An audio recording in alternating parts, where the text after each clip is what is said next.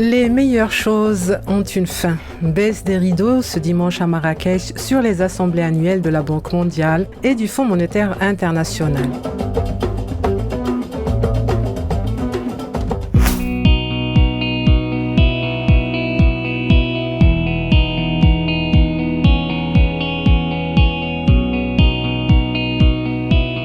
Du 9 au 15 octobre, Marrakech accueillait plus de 14 000 participants de haut niveau, dont des ministres de l'économie et des finances et des gouverneurs de banques centrales des 189 pays membres, les membres des deux institutions, les représentants des grandes institutions financières, sociétés civiles, secteur privé, des médias nationaux et internationaux ainsi que le monde académique.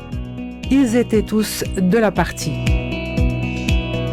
Le choix du Maroc n'est pas le fruit du hasard, mais le couronnement de la politique de développement menée sous la conduite éclairée de Sa Majesté le roi Mohammed VI depuis plus de 2 décennies et d'un leadership confirmé. Pendant 7 jours donc, la ville ocre s'est parée de ses plus beaux atours pour accueillir, comme l'exige la légendaire hospitalité marocaine, ses convives venus des 4 coins du monde dans les meilleures conditions qui soient.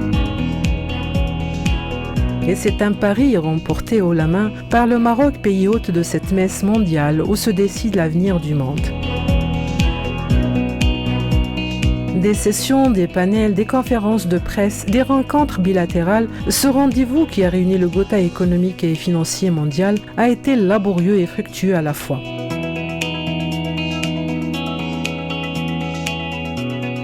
Il n'y avait que la beauté et la magie de Marrakech qui pourtant a été meurtrie par un terrible séisme quelques semaines auparavant pour atténuer la rudesse des thématiques abordées lors de ces assemblées qui reviennent en Afrique après 50 ans d'absence.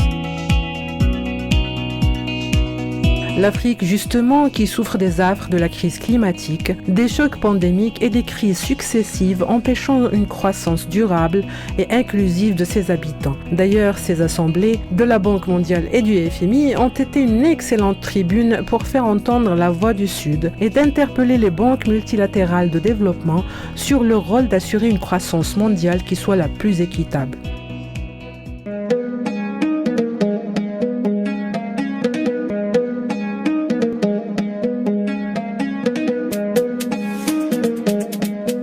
Les décisions et annonces faites lors de ces assemblées annuelles ne manqueront pas de constituer, nous l'espérons, un tournant pour un partenariat plus inclusif et plus équitable qui ne laisse aucun pays sur le bord du chemin.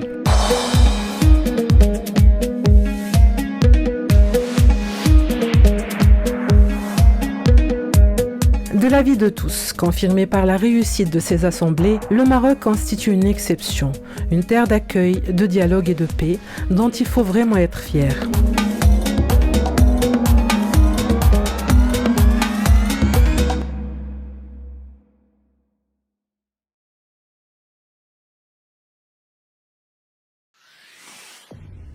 Pour suivre toute l'actualité d'EcoActu.ma, inscrivez-vous sur notre chaîne YouTube et rejoignez notre communauté sur Facebook et sur les autres réseaux sociaux.